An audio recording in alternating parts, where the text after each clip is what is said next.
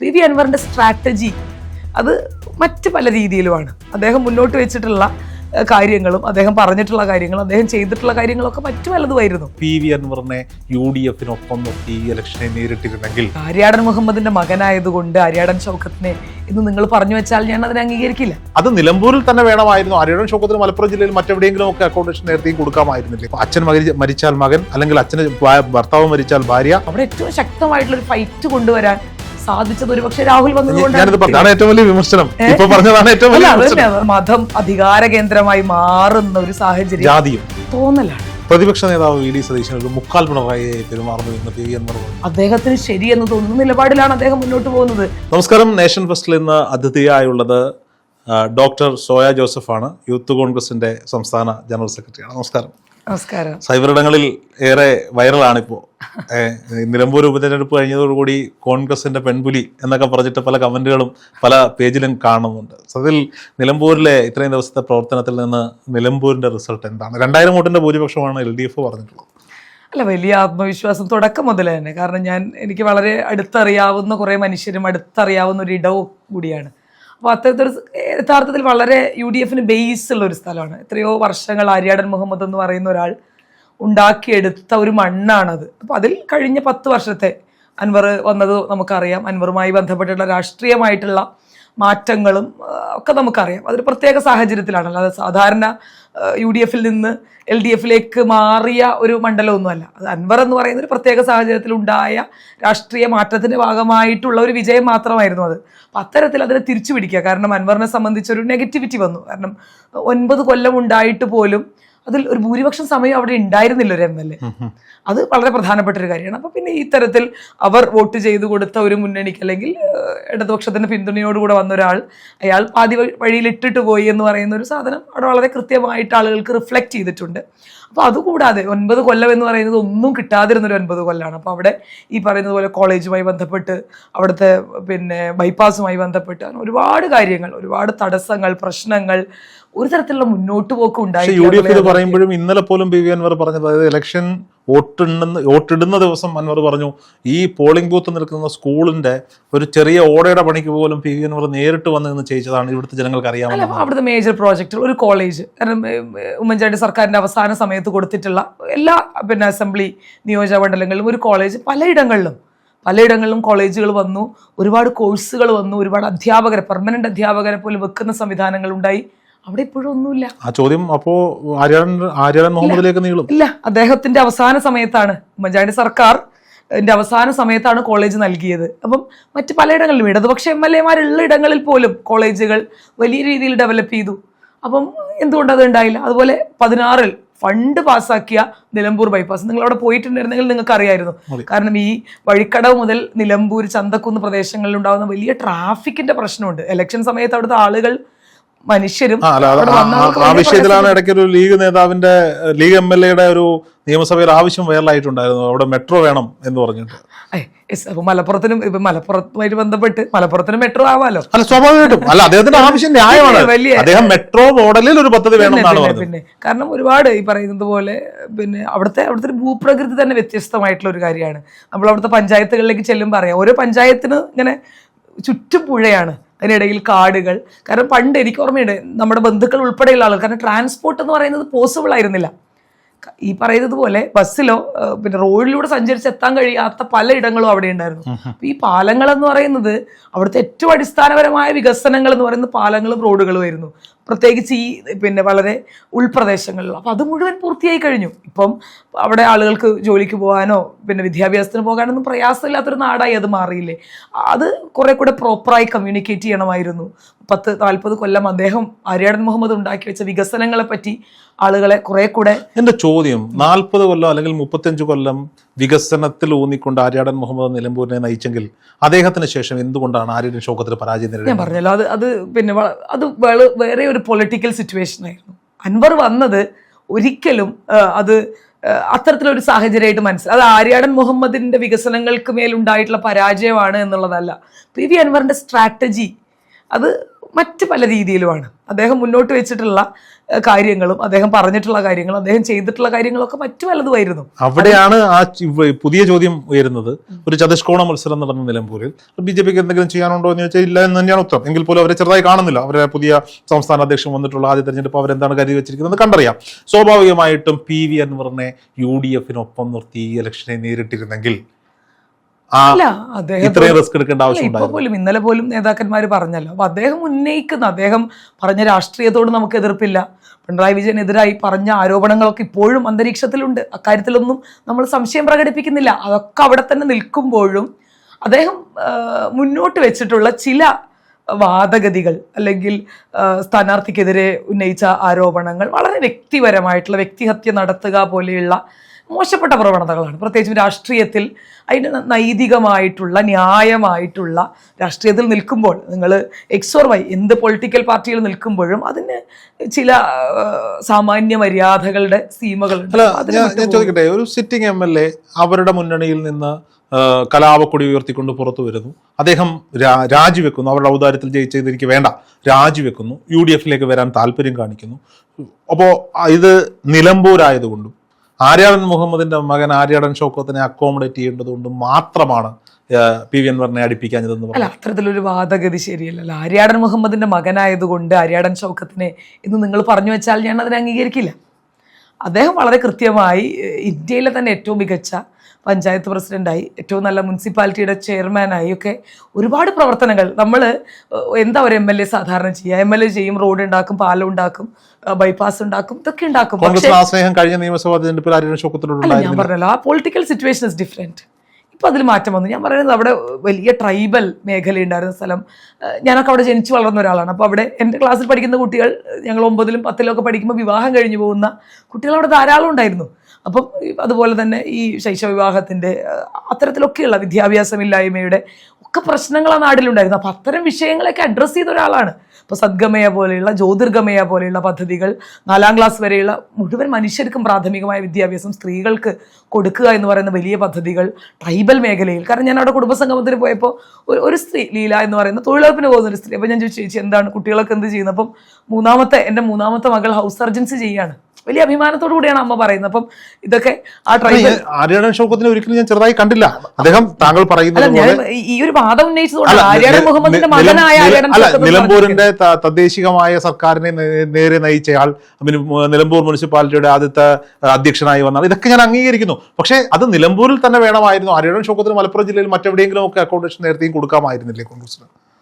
അല്ല, അതെന്തിനാണ് അത്തരത്തിലൊരു എന്തുകൊണ്ടാണ് എന്റെ ഈ ചോദ്യം എന്ന് ചോദിച്ചാൽ, ഇപ്പൊ പൊതുവെ കോൺഗ്രസിനെ പറ്റി പറഞ്ഞു പോകുന്ന ഏറ്റവും വലിയ ആക്ഷേപമാണ് അച്ഛൻ മരിച്ചാൽ മകൻ. പാലക്കാടും കണ്ടതാണ്.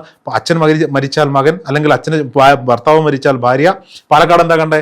അദ്ദേഹം രാജിവെച്ച് പോകുമ്പോൾ അദ്ദേഹത്തിന്റെ ഏറ്റവും അടുത്ത സുഹൃത്തിനെ അവിടെ സ്ഥാനാർത്ഥിയാണ്. സുഹൃത്തല്ലല്ലോ രാഹുൽ മാങ്കൂട്ടത്തിൽ യൂത്ത് കോൺഗ്രസിന്റെ സംസ്ഥാന അധ്യക്ഷൻ ഷാഫി പറമ്പിൽ ക്ലെയിം ചെയ്യാൻ വളരെ കേപ്പബിൾ ആയിട്ടുള്ള ഒരു. ഉറപ്പായിട്ടും ഞാൻ ആര്യാടൻ ഷൗക്കത്തിനോടോ രാഹുൽ മാങ്കൂട്ടത്തിനോടോ എനിക്കൊരു എതിർപ്പുമില്ല. പക്ഷെ പുറമേ പൊതുവെ അവിടെ ഒരു ഫൈറ്റ് വേണമായിരുന്നല്ലോ. അവിടെ ഏറ്റവും ശക്തമായിട്ടുള്ള ഒരു ഫൈറ്റ് കൊണ്ടുവരാൻ സാധിച്ചത് ഒരു പക്ഷേ രാഹുൽ വന്നതുകൊണ്ട്. ഞാനിത് പറയാനുള്ള കാര്യം, കഴിഞ്ഞ ദിവസം സരിന് ഇതേ ഫ്ലോറിലെത്തിയിരുന്നു. സരിനോട് ഞാൻ ഈ ചോദ്യം ചോദിച്ചപ്പോൾ സരിൻ പറഞ്ഞു, ഞാൻ എവിടെയെങ്കിലും രോഹിത് ഏതെങ്കിലും കോൺഗ്രസിന്റെ നേതാവിനോട് ചോദിക്കണം, സരിന് പാലക്കാട് സീറ്റ് വേണമെന്ന് ഞാൻ പറഞ്ഞിട്ടുണ്ടോ? പറഞ്ഞിട്ടില്ല എന്ന് തന്നെയാണ് ഉത്തരം. ചർച്ച വേണം എന്ന് മാത്രമാണ് പറഞ്ഞത്. ചർച്ചയില്ലാതെ ഷാഫി പറമ്പിലിന്റെ ക്ലെയിമിൽ രാഹുലിന് സീറ്റ് കൊടുത്തതായിരുന്നു എന്റെ വിഷയം എന്നാണ് സരിൻ പറഞ്ഞത്. അല്ല, ഞാൻ അദ്ദേഹത്തിന്റെ വാദത്തോടൊന്നും ഇപ്പോൾ മറുപടി പറയേണ്ട കാര്യമില്ല. കാരണം ഏതൊരു സാഹചര്യത്തിലാണ് പാർട്ടിയെ പ്രതിരോധത്തിലാക്കിയതെന്നൊക്കെ അറിയാം. ഇതിൽ ഒരുപാട് മനുഷ്യരുണ്ട്. ഞാൻ പറയുന്നത് ഒരു ജനാധിപത്യ സംവിധാനമാണ്. ഇപ്പം നമ്മൾ ഈ സ്വിച്ചിട്ടതുപോലെ പ്രവർത്തിക്കുന്ന ഒന്നൊന്നുമല്ല രാഷ്ട്രീയ പാർട്ടിയും രാഷ്ട്രീയ പ്രവർത്തനവും. അപ്പം അതിൽ ചില സമയത്ത് നമുക്ക് നിഷേധിക്കപ്പെടലുകൾ ഉണ്ടാകും, നമ്മൾ മാറ്റി നിർത്തലപ്പെടലുകൾ ഉണ്ടാവും, എത്ര ശ്രമിച്ചാലും നമുക്ക് സർവൈവ് ചെയ്യാൻ പറ്റാത്ത കാര്യങ്ങളുണ്ടാകും.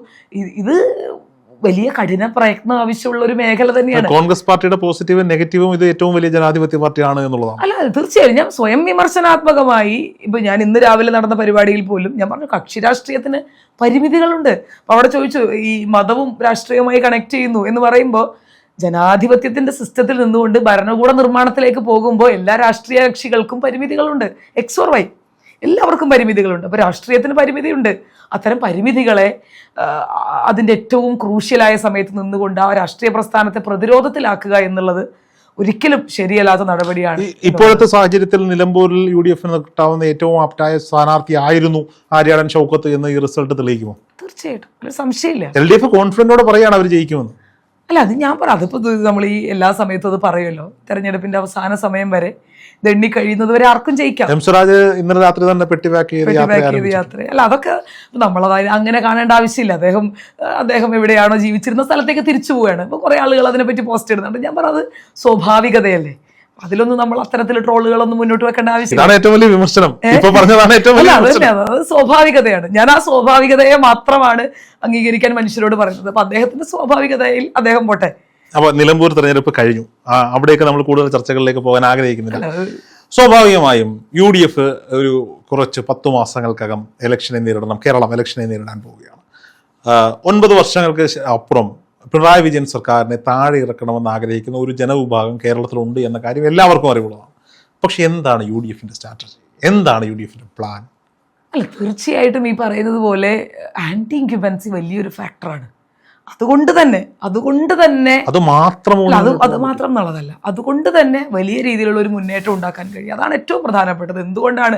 കാരണം ഇത് ജനാധിപത്യമാണ്. 20% വോട്ട് ഷെയറുമായി നിൽക്കുന്ന BJP ഭയക്കേണ്ടതുണ്ടോ അവിടെ? അല്ല, തീർച്ചയായിട്ടും. ഞാൻ അതിൽ വിജയിക്കാൻ സാധിച്ചില്ലല്ലോ, അവർക്ക് പലയിടത്തും പലരെയും പരാജയപ്പെടുത്താൻ. എന്തുകൊണ്ടാണ് ഇപ്പം കഴിഞ്ഞ തെരഞ്ഞെടുപ്പുകളിൽ പോലും കോൺഗ്രസിനുണ്ടായിട്ടുള്ള അല്ലെങ്കിൽ പലപ്പോഴും അത്തരത്തിലൊരു വോട്ട് ഷെയറിന്റെ കുറവ് വരുന്നത് പലപ്പോഴും മറ്റൊരു ഓൾട്ടർനേറ്റീവ് ആയിരുന്നല്ലോ. എല്ലാ സമയത്തും LDF ഇല്ലെങ്കിൽ UDF, UDF ഇല്ലെങ്കിൽ LDF എന്ന് പറയുന്ന ഒരു ഓൾട്ടർനേറ്റീവിൽ നിന്ന് കേരളത്തിന്റെ പൊളിറ്റിക്സിന്റെ രീതിയിൽ മാറ്റം ഉണ്ടായി. അത് ഫാക്റ്റാണ്. ഞാനത് അംഗീകരിക്കാതിരുന്നിട്ട് കാര്യമില്ല. അത് സ്വാഭാവികമല്ലേ. നാളെ അല്ലെങ്കിൽ മറ്റു പലയിടങ്ങളിലും കോൺഗ്രസ് രാജ്യം ഭരിച്ചിരുന്ന പാർട്ടിയാണ്. കോൺഗ്രസിന്റെ സ്വാഭാവികമായിട്ടും കോൺഗ്രസിന് ഇപ്പോൾ വോട്ട് ഷെയർ ഉണ്ട്. ഞാൻ ഈ കോൺഗ്രസ് ഇപ്പൊ രാജ്യം ഭരിക്കുന്നു, കോൺഗ്രസിന് അപാരമായ വോട്ട് ഷെയർ ഉണ്ടെന്ന് ഞാൻ അത് ഫാക്റ്റ് അല്ലല്ലോ. അപ്പൊ കൃത്യമായിട്ടുള്ള ഫാക്ട് അതാണ്. BJPക്ക് വോട്ട് ഷെയർ കേരളത്തിലുണ്ട്, അത് വർദ്ധിക്കുന്നുണ്ട്, കാലക്രമേണ വർദ്ധിക്കുന്നുണ്ട്. അതിന് സ്വാഭാവികമായിട്ട് ഇപ്പോൾ ഈ രാജ്യത്ത് നരേന്ദ്രമോദി ഭരിക്കുന്ന രാജ്യത്താണല്ലോ നമ്മൾ ജീവിക്കുന്നത്. അപ്പോൾ ഇതിലൊന്നും അസ്വാഭാവികത കണ്ടിട്ട് കാര്യമില്ല. അപ്പോൾ ഈ പറയുന്ന ആരോപണങ്ങളെ, അവർ മുന്നോട്ട് വെക്കുന്ന വാഗ്വാദങ്ങളെ എങ്ങനെയാണ് കുറെ കൂടെയൊക്കെ ജനാധിപത്യപരമായി മതേതരമായി അതിൻ്റെ കുറെ കൂടെ ഭംഗിയുള്ള രാഷ്ട്രീയം മറ്റുള്ളവർക്ക് പറയാൻ സാധിക്കുക എന്നുള്ളതിലാണ് ഇനി മറ്റ് രാഷ്ട്രീയ കക്ഷികൾക്ക് മുന്നോട്ട് പോകാൻ കഴിയുള്ളൂ. കോൺഗ്രസ് സ്ഥാനാർത്ഥികളെ നിർണ്ണയിക്കുമ്പോൾ മതേതരമായി നിർണ്ണയിക്കുന്നു എന്ന് നമുക്ക് ഉറപ്പിച്ച് പറയാൻ പറ്റുമോ? അല്ല, ഞാൻ പറഞ്ഞല്ലോ, ആ രാഷ്ട്രീയ കക്ഷികളുടെ പരിമിതി എന്ന് പറയുന്നത് വളരെ പ്രധാനപ്പെട്ട ഒരാളാണ്. വ്യക്തിപരമായി ഈ പറയുന്ന എല്ലാ വാദങ്ങൾക്കും ഞാൻ എതിരായി നിൽക്കുന്ന ഒരാൾ കൂടിയാണ്. കാരണം ഒരു കോളേജ് ഇലക്ഷനിൽ, കുറഞ്ഞ പക്ഷം ഒരു കോളേജ് ഇലക്ഷനിൽ നിങ്ങളൊക്കെ പോയിട്ടുള്ള കോളേജുകളിൽ എപ്പോഴെങ്കിലും അവിടെ ഒരു രാഷ്ട്രീയ പ്രസ്ഥാനത്തിന്റെ ഭാഗമായി ഒരു കുട്ടിയെ നിർത്തുമ്പോൾ ആ കോളേജിൽ ഏത് മതവിഭാഗത്തിൽപ്പെട്ട കുട്ടികളാണ് കൂടുതലെന്ന് ഒരിക്കൽ പോലും ചിന്തിച്ചിട്ടില്ല. ഒരു കോളേജിലും ഒരു യൂണിയൻ ഭാരവാഹിയായിട്ടുള്ള ഒരാൾ പോലും അത്തരത്തിലൊരു ചോദ്യത്തെ അഭിമുഖീകരിച്ചിട്ടുണ്ടാവില്ല. അപ്പോൾ അത് യഥാർത്ഥത്തിൽ അത്തരം ഒരു മാതൃകയല്ലേ നമ്മൾ പിന്തുടരേണ്ടത് എന്നുള്ളത്. അതിൽ 3 മുന്നണികളും പരാജയപ്പെടുന്നു. രാഷ്ട്രീയ കക്ഷികൾ പരാജയപ്പെടുന്നു ഞാൻ പറയുന്നത്. രാഷ്ട്രീയ കക്ഷികൾ പരാജയപ്പെടുന്നു. കാരണം രമ്യ ഹരിദാസിന് ചേലക്കരയിലും ആലത്തൂരിലും മാത്രമേ മത്സരിക്കാവൂ എന്നില്ല.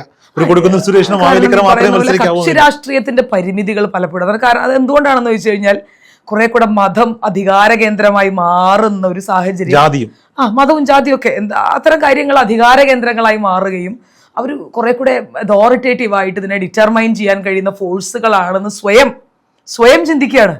ആ സ്വയം ചിന്തയിൽ വീണുപോകുന്ന സംവിധാനങ്ങളായിട്ട് രാഷ്ട്രീയത്തിന്റെ സംവിധാനങ്ങൾ മാറുന്നു എന്നുള്ളൊരു സ്വയം വിമർശനാത്മകമായിട്ടുള്ള ചോദ്യം കൂടി നമ്മൾ ചോദിച്ചു വെക്കേണ്ടതുണ്ട്. കാരണം മതമാണ് പ്രൈം. അത് ഇതിൽ മാത്രമല്ല, അത് നിങ്ങളുടെ പേഴ്സണൽ ലൈഫിലാവട്ടെ, നിങ്ങളുടെ വിദ്യാഭ്യാസത്തിലാവട്ടെ, എന്ത് കാര്യത്തിലേക്കും മതത്തിൻ്റെ ഒരു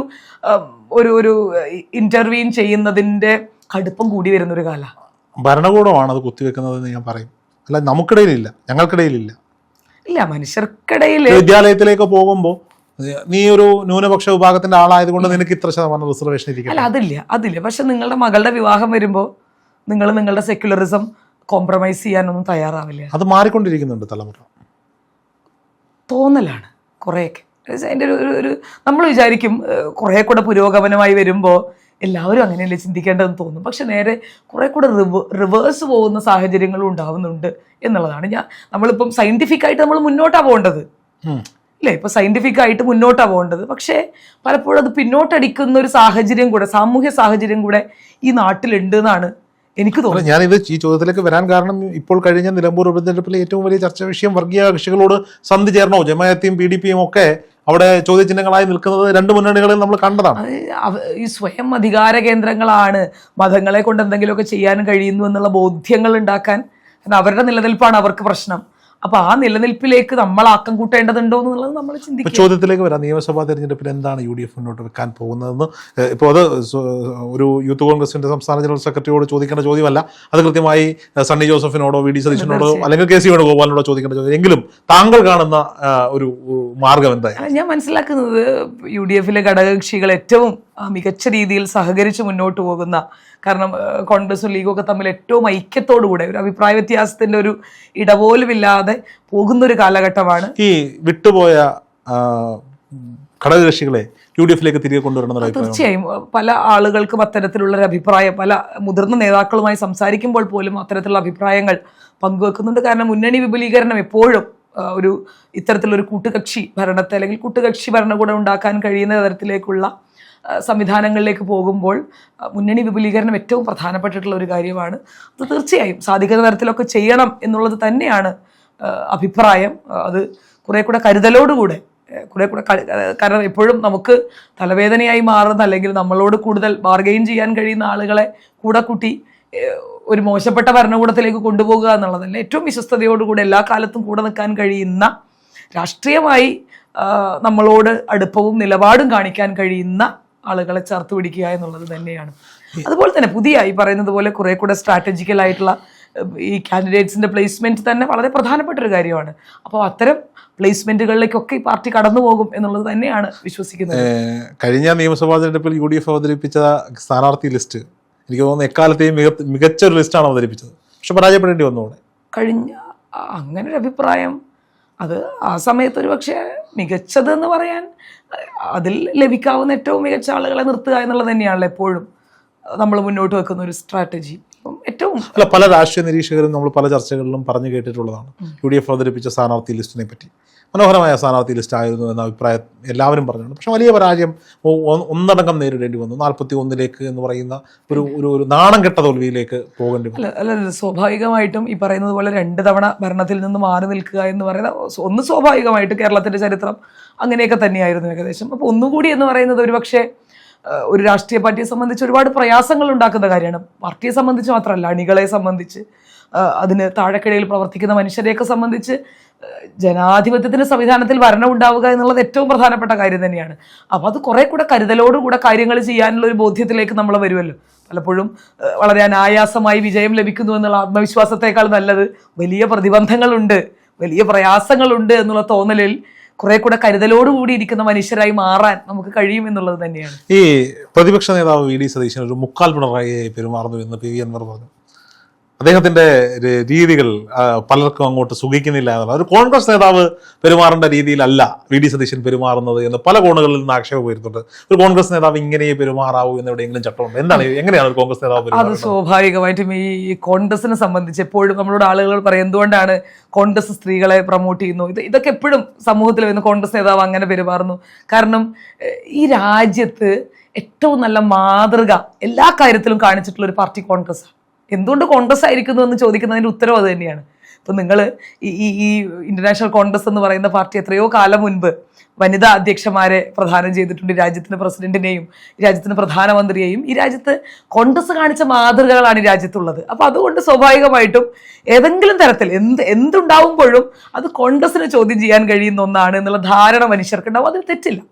കാരണം കോൺഗ്രസ് എല്ലാ ചോദ്യങ്ങളെയും അഭിമുഖീകരിക്കാൻ തയ്യാറാണ്, എല്ലാ ചോദ്യങ്ങൾക്കും ഉത്തരം പറയാൻ തയ്യാറാണ്, അതിൻ്റെ ജനാധിപത്യ വ്യവസ്ഥയിൽ തന്നെ പോകാൻ തയ്യാറാണ് എന്നുള്ള കാര്യത്തിലും സംശയമില്ല. അപ്പോൾ ഇതൊക്കെ സ്വാഭാവികമായിട്ട് വരുന്നതാണ്. കാരണം അദ്ദേഹത്തിൻ്റെ, കാരണം എല്ലാവരും ഒരുപോലെയുള്ള മനുഷ്യരല്ല. അദ്ദേഹത്തിന് ശരിയെന്ന് തോന്നുന്ന നിലപാടിലാണ് അദ്ദേഹം മുന്നോട്ട് പോകുന്നത്. പിന്നെ കോൺഗ്രസിനെ സംബന്ധിച്ച്, കേരളത്തിലെ കോൺഗ്രസിനെ സംബന്ധിച്ച് പ്രതിപക്ഷ നേതാവ് എന്ന നിലയിൽ ഏറ്റവും കർശനമായും ഏറ്റവും ഭംഗിയായും ഏറ്റവും സിസ്റ്റമാറ്റിക് ആയിട്ടും തെരഞ്ഞെടുപ്പുകളെ മാത്രമല്ല പാർട്ടിയെ പോലും ഘടനപ്പെടുത്തുന്നതിൽ പ്രധാനപ്പെട്ട പങ്ക് വഹിക്കുന്ന ഒരാളാണ് അദ്ദേഹം. അപ്പോൾ തീർച്ചയായും ഞങ്ങളെ സംബന്ധിച്ച് അതിൽ ഏതെങ്കിലും തരത്തിലുള്ള അസ്വസ്ഥത ഉണ്ടാകേണ്ടതില്ല. ഞങ്ങൾ പറയാൻ ആഗ്രഹിക്കുന്ന നിലപാട് പറയുന്ന നേതാവ് തന്നെയാണ് VD സതീശൻ എന്നുള്ള കാര്യത്തിൽ ഞങ്ങൾക്ക് സംശയമില്ല. VD സതീശന്റെ നിലപാടുകളോട് എതിർപ്പില്ല. അത്തരത്തിൽ എതിർപ്പുണ്ടാകേണ്ട കാര്യം എന്താണ്? പാർട്ടിക്ക് വേണ്ടിയാണല്ലോ. താങ്കൾക്ക് ഔദ്യോഗിക ഭാരവാഹി എന്ന നിലയിൽ അങ്ങനെ പറയാൻ സാധിക്കും? അങ്ങനെ എതിർപ്പുള്ള അണികൾ ഉണ്ടാവില്ലേ? അതായത് ഒരു ഒരു ഒരു സെമി കേഡർ പാർട്ടിയുടെ അല്ലെങ്കിൽ ഒരു കേഡർ പാർട്ടിയുടെ രീതികളിലേക്ക് പ്രതിപക്ഷ നേതാവ് മാറുന്നു എന്ന് പറയും. ഈ പാർട്ടിയിലല്ലേ എല്ലാ സമയത്തും ഇതിൽ പിന്നെ അദ്ദേഹത്തോട് യോജിച്ചു പോകാത്ത ആളുകളുണ്ട്, പിന്നെ അല്ലെങ്കിൽ KPCC പ്രസിഡന്റിനോട് യോജിച്ചു പോകാത്ത ആളുകളുണ്ട്, മുൻപുണ്ടായിരുന്ന KPCC പ്രസിഡന്റിനോട് വലിയ എതിർപ്പുകളുള്ള ആളുകളുണ്ടായിരുന്നു.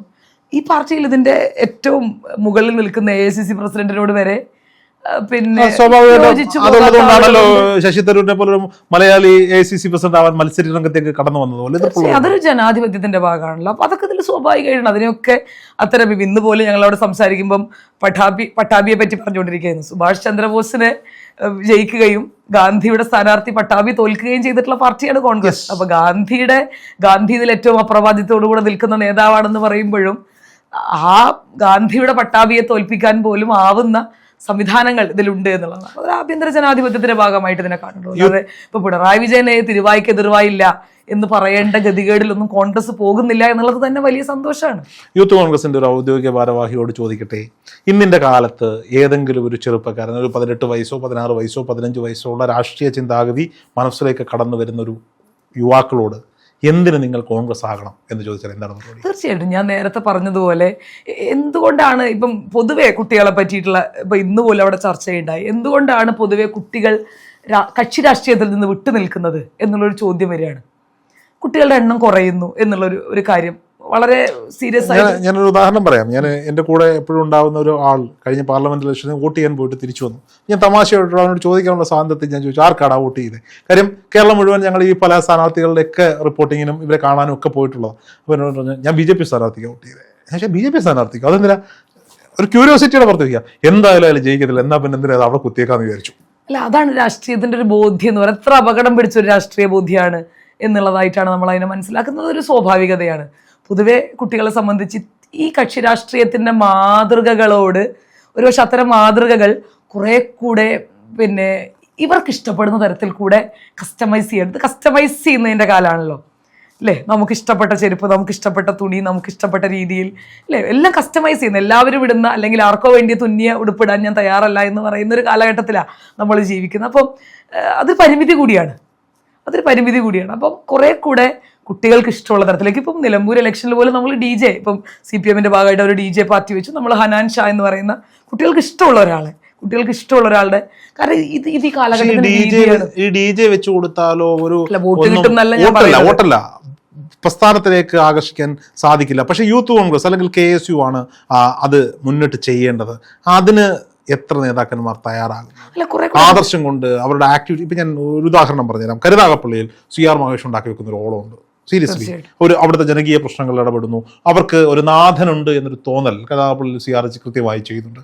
അത് എത്രമാത്രം ചെയ്യാൻ മറ്റ് നേതാക്കന്മാർക്ക്? പക്ഷെ ഷാഫി പറമ്പിൽ ഒരു സമയത്ത് വലിയ ഇൻഫ്ലുവൻസ്, ഒരു സമയത്ത് എന്ന് ഞാൻ പറയും. കാര്യം പാലക്കാട് തിരഞ്ഞെടുപ്പോടുകൂടി അദ്ദേഹത്തിന് ചെറിയ ഇടിവ് പറ്റിയിട്ടുണ്ട്. നീ എത്ര വാദിച്ചാലും അംഗീകരിച്ചില്ലെങ്കിലും ഞാൻ പറയും. കാരണം എന്താണെന്നറിയോ, ദിനം പ്രതി ഈ ഒരു രാഷ്ട്രീയത്തിലും ഭാഗമല്ലാത്ത നല്ല നേതാക്കന്മാരെ ഇഷ്ടപ്പെടുന്ന ആളുകളുണ്ട്. അത് എനിക്കറിയാം. കാരണം ഷാഫി പറമ്പിലിന്റെ പേര് പറഞ്ഞാൽ ഒരു വീഡിയോ ചെയ്താൽ യൂട്യൂബിൽ എത്ര പേര് കാണുമെന്ന് എനിക്ക് കൃത്യമായിട്ട് അറിയാവുന്ന ആളാണ്. പക്ഷെ ഇപ്പം അതില്ല. അതിൻ്റെ അർത്ഥം അവിടെ ഒരു ചെറിയ ഇടിവ് അല്ലെങ്കിൽ ഉണ്ടായിട്ടുണ്ട് അല്ലെങ്കിൽ ഉണ്ടാക്കിയിട്ടുണ്ട് എന്നുള്ളതാണ്. പക്ഷേ എത്ര നേതാക്കന്മാർ അത് കേരളത്തിൽ ചെയ്യും? അല്ല, ഇപ്പോൾ കേരളത്തിൻ്റെ ക്യാമ്പസുകളിലൊക്കെ KSU വളരെ ശക്തമായിട്ട് തിരിച്ചു വരുന്ന ഒരു സമയം കൂടിയാണ്. കാരണം മുൻപ് SFI വെച്ചിരുന്ന ഒരു പൊളിറ്റിക്സ് ഉണ്ട്. ഈ പറഞ്ഞതുപോലെ അടിയുടെയും ഇടിയുടെയും ക്യാമ്പസിനെ പിടിച്ചടക്കുന്നതിൻ്റെയും പേടിപ്പെടുത്തുന്നതിൻ്റെയും ഒക്കെ. KSUവിൻ്റെ ഒരു സംസ്ഥാന സെക്രട്ടറി ആയാൽ പിറ്റേ ദിവസം ഇന്നോവ ക്രിസ്റ്റയും മേടിക്കും, 10 ജോഡി വെള്ളയും മേടിക്കും. ആ രീതി മാറണ്ടേ? തീർച്ചയായിട്ടും. ഞാൻ രാവിലെ ബസ് കയറി ട്രെയിനിൽ ഏറ്റവും അടുത്തൊരു സുഹൃത്ത് KSUവിന്റെ ഒരു സംസ്ഥാന ഭാരവാഹി കഴിഞ്ഞ ദിവസം കണ്ടപ്പോൾ ഒരാൾ ഡോറ് തുറന്നു കൊടുക്കുന്നു, ഫ്രണ്ട് ഡോറിൽ കയറി. ഞാൻ എന്തുവാടാ, സീരിയസ്ലി എനിക്ക് ചോദിക്കാനുള്ള സ്വാതന്ത്ര്യമുള്ള ആളോടാ.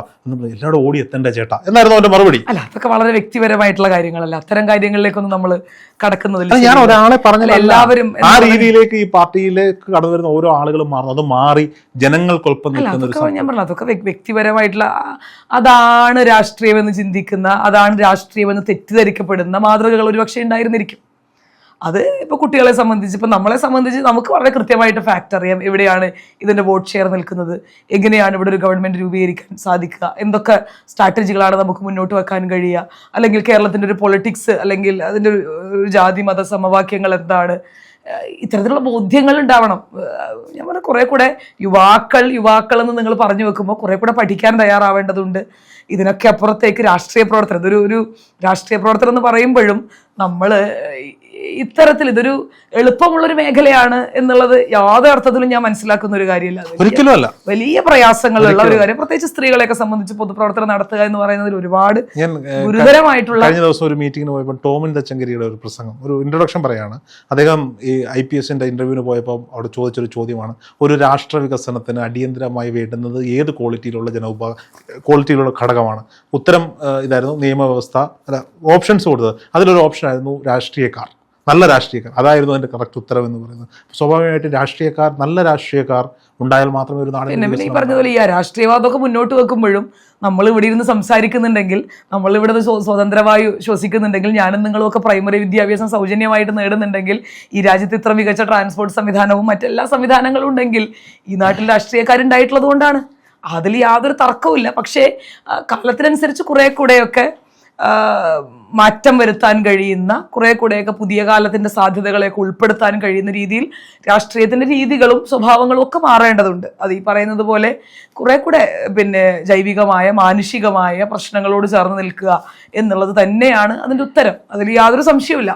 അതിനപ്പുറത്തേക്ക് ഒരു കുറുക്ക് വഴി ഉണ്ട് എന്നും നമ്മൾ ചിന്തിക്കേണ്ടതില്ല. അതിനപ്പുറത്തേക്ക് ഒരു കുറുക്ക് വഴിയിലൂടെയും നിങ്ങൾക്ക് മനുഷ്യരിലേക്ക് എത്താൻ സാധിക്കില്ല. നിങ്ങൾക്ക് ഈ പറയുന്നതുപോലെ മറ്റ് പല മേഖലകളിലും നിങ്ങൾക്ക് എന്തെങ്കിലുമൊക്കെ ചെയ്യാം. മനുഷ്യരിലേക്ക് എത്തുക എന്നുള്ളത്, അവരുടെ പ്രശ്നങ്ങളിൽ ഇടപെടുക എന്നുള്ളത് മാത്രമാണ് അതിൻ്റെ ആദ്യത്തെയും അവസാനത്തെയും വഴി എന്നുള്ളതാണ്. സമയക്കുറവുണ്ട് എങ്കിൽ പോലും ഒരു കോൺഗ്രസ് പോലെ അല്ലെങ്കിൽ യൂത്ത് കോൺഗ്രസ് പോലെ ഒരു യുവജന പ്രസ്ഥാനത്തിൻ്റെ ഒരു ഭാരവാഹി അല്ലെങ്കിൽ ഉത്തരവാദിത്തപ്പെട്ട സീറ്റിലിരിക്കുന്ന ഒരാളെ കിട്ടുമ്പോൾ ഈ ചോദ്യം ചോദിക്കാതെ വിടുന്നത് ശരിയല്ല. വേടൻ്റെ രാഷ്ട്രീയത്തിലൂടെ, വേടൻ എന്ന് പറയുന്ന ഇപ്പോഴത്തെ ഒരു ട്രെൻഡിനോട് എന്താണ് താങ്കളുടെ അഭിപ്രായം? വേടൻ കഴിഞ്ഞ ദിവസം പറഞ്ഞത്, ഞാൻ രാഷ്ട്രീയമായ അഭിപ്രായം പറയില്ല, പക്ഷെ സ്വരാജിനെ എനിക്ക് ഇഷ്ടമാണ് എന്നുള്ളതാണ്. അല്ല, അത് സ്വാഭാവികമായിട്ടും അദ്ദേഹത്തിൻ്റെ രാഷ്ട്രീയത്തോടുള്ള വളരെ പേഴ്സണൽ ആയിട്ടുള്ള അദ്ദേഹത്തിൻ്റെ ഒരു അഭിപ്രായം. അത് വിചാരിച്ച് അദ്ദേഹം പറയുന്ന കാര്യങ്ങൾ, ഇപ്പം അൻവറിനെ നമ്മൾ എതിർക്കുന്നു എന്ന് പറയുമ്പോഴും അൻവർ പറഞ്ഞ കാര്യങ്ങൾ അന്തരീക്ഷത്തിലുണ്ട് എന്ന് ഞാൻ ആവർത്തിച്ചു. വേടൻ മുന്നോട്ട് വെക്കുന്ന ഒരു രാഷ്ട്രീയത്തിന് പ്രസക്തിയുണ്ട്. അതിപ്പോൾ കുട്ടികൾ പാട്ട് കേൾക്കുമ്പോൾ, എൻ്റെ മകനൊക്കെ വലിയ ആരാധകനാണ്. അത് രാഷ്ട്രീയം മനസ്സിലായിട്ടൊന്നുമല്ല, അത് ഈ പറയുന്ന പോലെ കുറേ അതിൻ്റെ പാട്ടും അല്ലെങ്കിൽ അതുണ്ടാക്കുന്ന ഒരു ഓളവും അതിൻ്റെ ഒരു വൈബും ഒക്കെ നിലനിൽക്കുന്നുകൊണ്ടാണ് അദ്ദേഹം പറയുന്ന രാഷ്ട്രീയത്തിനും വലിയ പ്രാധാന്യം ഉണ്ട് എന്നുള്ളത് തന്നെയാണ്. കാരണം ഇതൊക്കെ നിലനിൽക്കുമ്പോഴും ഇപ്പം ഇന്ന് അവിടെ ഒരു ചോദ്യം ഉണ്ടായി, എന്തിനാണ് റിസർവേഷൻ?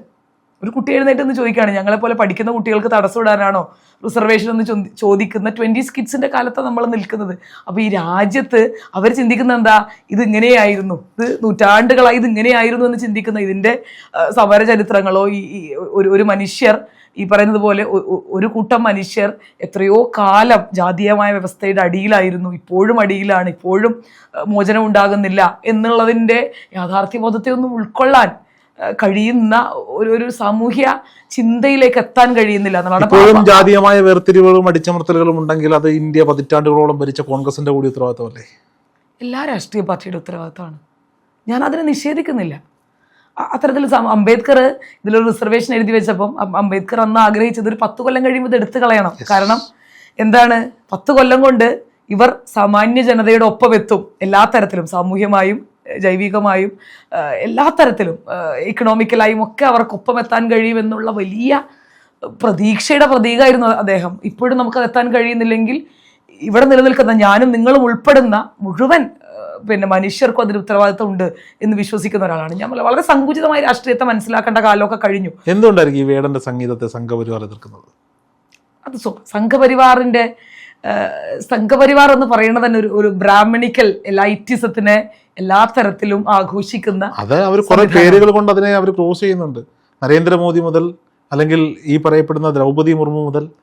ദ്രൗപദി മുർമുവിനെ ഒറ്റ ഉദാഹരണം അവരെ തന്നെ പറയാം. അവരെ ഈ പാർലമെന്റിന്റെ ഉദ്ഘാടന ചടങ്ങിൽ പോലും ഒന്നിരുത്താൻ തയ്യാറാവാത്ത ഒരാളെ വെറുതെ പ്ലേസ് ചെയ്യുക എന്നുള്ളതല്ല നിങ്ങളുടെ ദളിത് പാർലമെന്റിന്റെ പൂജകൾക്കൊന്നും ഒരു ബ്രാഹ്മണന്മാരായ പൂജാരികളെ അല്ല വിളിച്ച്, ദ്രാവിഡ വംശത്തിൽപ്പെട്ട തമിഴ്നാട്ടിൽ എന്തുകൊണ്ട് അന്ന് പോലും എന്തുകൊണ്ട് ഞാൻ പറഞ്ഞത്, ഇത് പൂജ ചെയ്യാൻ, ഇത് അമ്പലത്തിന്റെ പ്രതിഷ്ഠയല്ല, ഇത് പൂജ ചെയ്തുണ്ടാക്കാൻ ഇത് അമ്പലത്തിന്റെ പ്രതിഷ്ഠയല്ല, ഇത് ഈ രാജ്യത്തിന്റെ പാർലമെന്റാണ്. ഇവിടെ ഞാനും നിങ്ങളും എന്തോ ആവട്ടെ, നിങ്ങളുടെ മതം എന്തോ ആവട്ടെ, നിങ്ങളുടെ ജാതി എന്തോ ആവട്ടെ, എന്റെയും നിങ്ങളുടെയും നികുതിപ്പണം ഉണ്ടാക്കുന്ന ആ നികുതിപ്പണം കൊണ്ടുണ്ടാക്കുന്ന പാർലമെന്റിൽ അത് അമ്പലത്തിലെ പൂജാരി എന്നല്ല, അത് പള്ളിയിലെ ആണെങ്കിലും ഇനിയിപ്പോൾ ജൈനവംശത്തിൽ ഏത് മതത്തിന്റെ ആണെങ്കിലും എന്ത് ആചാരം കൊണ്ടും അടയാളപ്പെടുത്തേണ്ട ഒന്നാണ് എന്ന് ഞാൻ വ്യക്തിപരമായി കരുതുന്നേ ഇല്ല. അപ്പൊ അതുകൊണ്ട് ഇത് എന്റെയും നിങ്ങളുടെയും നികുതി പണമാണ്.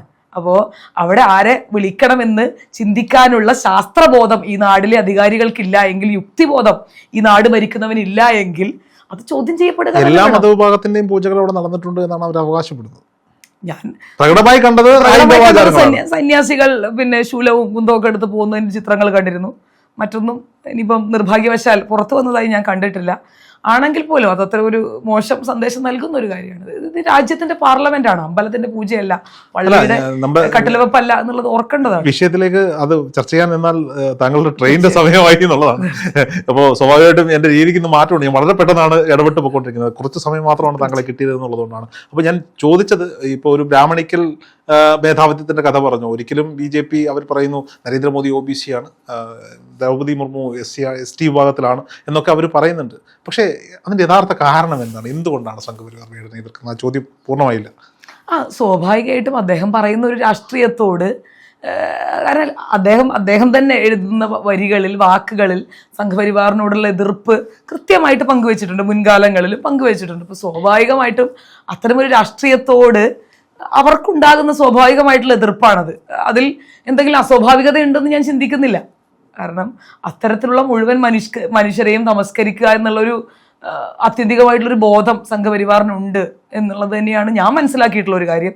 രാഷ്ട്രീയമായിട്ട് അംഗീകരിക്കാൻ കഴിയുന്ന ഒരു സംഘടനയാണ് എന്ന് പോലും ഞാൻ വിശ്വസിക്കുന്നില്ല. ഓക്കെ, UDF അധികാരത്തിൽ വരുമെന്ന്, അടുത്ത തിരഞ്ഞെടുപ്പിൽ അധികാരത്തിൽ വരുമെന്ന് ഉറച്ചു വിശ്വസിക്കുന്നുണ്ടോ? തീർച്ചയായിട്ടും, അതിൽ യാതൊരു ആത്മവിശ്വാസക്കുറവുമില്ല.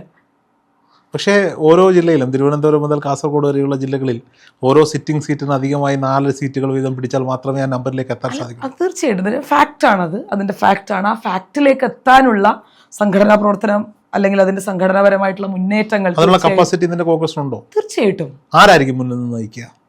അങ്ങനെ ഒരാൾ മുന്നിൽ നിന്ന് നയിക്കുന്ന പാർട്ടിയല്ലല്ലോ.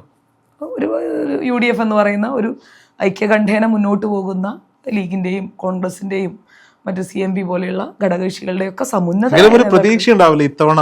ഇപ്പോൾ ലോക്സഭാ തെരഞ്ഞെടുപ്പിന് കേരളത്തിൽ ഏറ്റവും കൂടുതൽ വോട്ടുകൾ കിട്ടാൻ, സീറ്റുകൾ കിട്ടാനുള്ള കാരണം അവിടെ ഇന്ത്യ മുന്നണി അധികാരത്തിലെത്തിയേക്കാം, രാഹുൽ ഗാന്ധി ഒരുപക്ഷെ പ്രധാനമന്ത്രിയായേക്കാം. അതുകൊണ്ട് BJPക്കും ചെയ്യില്ല, LDFനും ചെയ്യില്ല, കോൺഗ്രസ് സ്ഥാനാർത്ഥികൾ. അതുകൊണ്ടാണല്ലോ നിയമസഭയിൽ തകർന്നടിയുമ്പോഴും ഈ ലോക്സഭയിൽ വലിയ വിജയങ്ങൾ UDFന് സാധ്യമാകുന്നത്. അപ്പോൾ ഞങ്ങൾ വോട്ട് ചെയ്താൽ ഒന്നുകിൽ VD സതീശൻ മുഖ്യമന്ത്രി ആയേക്കാം, അല്ലെങ്കിൽ രമേശ് ചെന്നിത്തല മുഖ്യമന്ത്രി ആയേക്കാം, അല്ലെങ്കിൽ ശശി തരൂർ മുഖ്യമന്ത്രി ആയേക്കാം, അതും അല്ലെങ്കിൽ KC വേണുഗോപാൽ മുഖ്യമന്ത്രി ആയേക്കാം. ഈ പേരുകളിൽ കണ്ടുകൊണ്ട് വോട്ട് ചെയ്യാൻ ഒരു പേര് മുന്നോട്ട് വെക്കേണ്ടതില്ല. എന്തായാലും എന്താണെന്നറിയോ, ഇതിന്റെ സത്യം എന്താണെന്നറിയോ, പിണറായി വിജയൻ മുഖ്യമന്ത്രി ആകരുത് എന്ന് ആഗ്രഹിക്കുന്ന ആളുകൾ ഉണ്ടാവും എന്നുള്ളതാണല്ലോ അതിൻ്റെ ഏറ്റവും പ്രധാനപ്പെട്ട കാര്യം.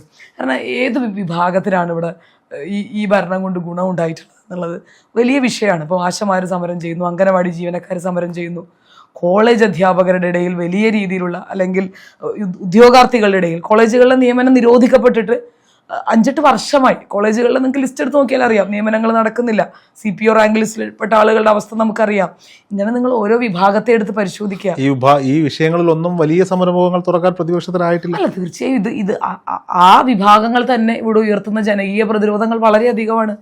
ഇതിനെയൊക്കെ കോൺഗ്രസ് അതിനെ ഏറ്റെടുക്കേണ്ട ആവശ്യം. ബാധിക്കപ്പെട്ടവർ തന്നെ സമരമുഖത്തേക്ക് വരുന്നു. അതിൽ എല്ലാവിധ പിന്തുണയും, ആശമാരുടെ സമരവുമായി ബന്ധപ്പെട്ട് മുഴുവൻ പിന്തുണയും, അവരുടെ യാത്ര കടന്നുപോയപ്പോഴൊക്കെ തൃശ്ശൂർ ജില്ലയിൽ നിന്ന് ഉൾപ്പെടെ ഞാൻ നിൽക്കുന്ന ഒരു പ്രദേശം ഉൾപ്പെടെ വലിയ രീതിയിലുള്ള പിന്തുണ നമ്മൾ എല്ലാ തരത്തിലും കൊടുത്തിരുന്നു.